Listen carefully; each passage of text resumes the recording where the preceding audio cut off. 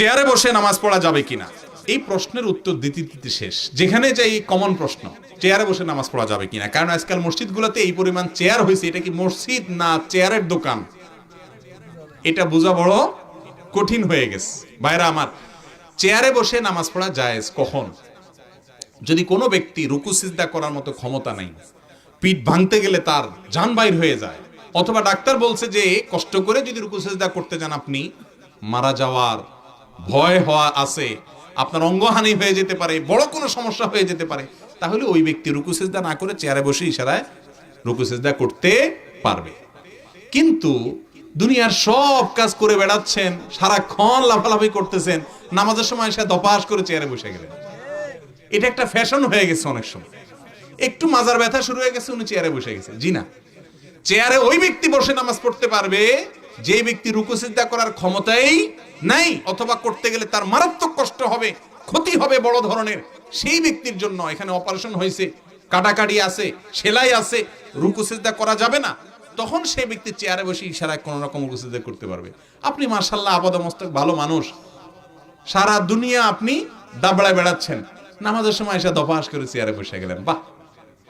অনেকে আছে যে আপনার 200 মিটার 300 মিটার হাইটা মসজিদে আসছে, আইসা এবার দাঁড়ায়ও না, দপ করে বসে চেয়ারে নামাজ পড়তেছে। বাহ, এটা তামাশা। এভাবে চেয়ারে বসলে নামাজ হবে না। 10 বছর আগেও মসজিদে এত চেয়ার ছিল না, ঠিক না বেঠিক?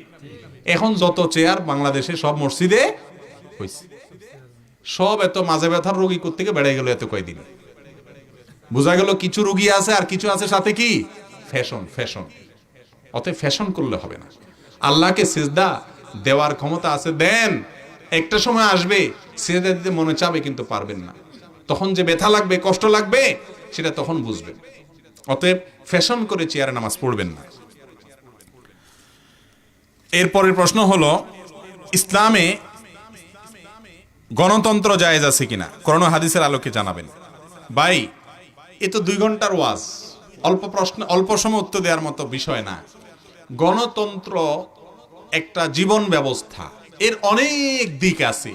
কিছু কিছু দিক আছে ইসলামের সাথে মিল আছে, আবার কিছু কিছু দিক আছে ইসলামের সাথে কোনো মিল নাই। যেমন গণতন্ত্র বলে জনগণ যা চাইবে সেটাই আইন হবে, ইসলাম বলে না, আল্লাহ যা চাইবে সেটাই আইন হবে।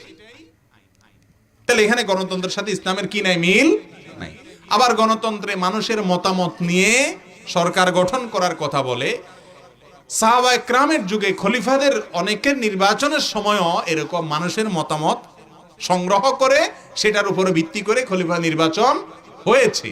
এরকম অনেক দিক থেকে মিল আছে। গণতন্ত্র সুশাসনের কথা বলে, ইসলামও সুশাসনের কথা বলে, হয়তো পদ্ধতি ভিন্ন। কথা কি বুঝাতে পারছি? সব পয়েন্টে মিল, আবার সব পয়েন্টে অমিল এরকমও না, তবে মোটা দাগে দুইটা আদর্শ সম্পূর্ণ।